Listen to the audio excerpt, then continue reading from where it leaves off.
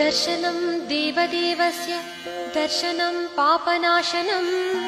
दर्शनं स्वर्गसोपानं दर्शनं मोक्षसाधनं दर्शनेन जिनेन्द्राणां साधूनां वन्दनेन च न चिरं तिष्ठति पापं छिद्रहस्ते यथोदकम् वीतरागमुखं दृष्ट्वा